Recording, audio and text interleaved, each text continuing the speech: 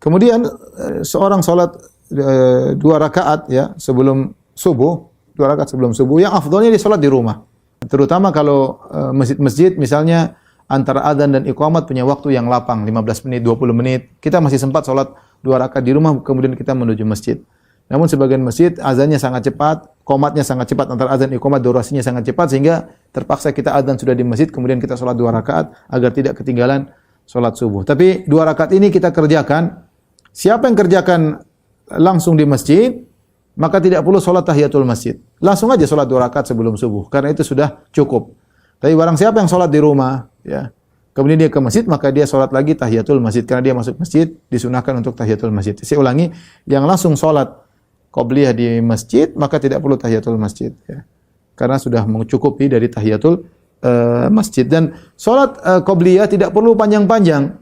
Termasuk sholat yang sangat diperhatikan oleh Nabi SAW, berbeda dengan sholat rawatib yang lainnya. Kalau sholat rawatib yang lainnya, Nabi tinggalkan ketika safar, adapun sholat ini Nabi tidak tinggalkan. Meskipun safar, Rasulullah SAW tidak meninggalkan 2 rakaat ini. Itu 2 rakaat sebelum subuh. Dengan sholat yang ringan. Kata Aisyah radhiyallahu taala anha, "Lam yakun ala syai'in minan nawafil ashaddat mu'ahadatan minhu." Rasulullah SAW tidak pernah begitu perhatian terhadap 2 rakaat sebelum subuh. Ya ala rakaatai qabla subuh, ala rakaatain qabla subuh, tentang 2 rakaat sebelum subuh. Kemudian Rasulullah SAW berkata, "Rakaatul fajri khairun minad dunya wa fiha." 2 rakaat sebelum subuh lebih baik daripada dunia dan seisinya. Bayangkan dunia dan seisinya yang begitu mewah, yang begitu banyak, duit sekian banyak, emas perak semuanya kalah dengan 2 rakaat sebelum subuh. Ini benar.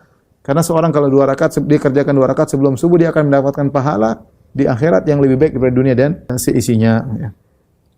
Tapi bacanya dengan ringan, dengan cepat. Ya, saking cepatnya sampai Aisyah berkata, "Kana Rasulullah SAW yusalli raka'atil fajri fayukhaffifu." Rasulullah SAW salat 2 rakaat sebelum subuh dengan ringan. Hatta ini sampai aku berkata, "Hal qara'a fihima bi ummil Qur'an amla?" Apakah Nabi baca Al-Fatihah atau tidak? Saking Rasulullah SAW cepatnya.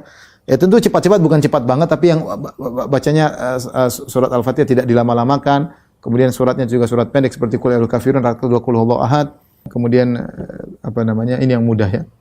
Yang mudah tidak dipanjang-panjangkan. Kemudian adapun ke orang yang tadi salat malam, ya kalau dia di rumah setelah salat 2 rakaat, ini mungkin dipraktikkan kalau rumah kita dekat dengan masjid. Itu al-ittija, disunahkan untuk berbaring, ya istirahat sebentar. Karena Nabi SAW idza shalla raka'atil fajri ittaja ala syaqqihil aiman. Adalah Rasulullah SAW kalau sudah selesai salat 2 rakaat sebelum subuh, Rasulullah SAW berbaring di atas lambung kanannya. Letih, istirahat sebentar, cari kesegaran sebentar, baru kemudian ke masjid ya. Boleh atau kita mengikuti cara Nabi Daud seperti sudah saya sampaikan, seorang setelah salat dia tidur lagi.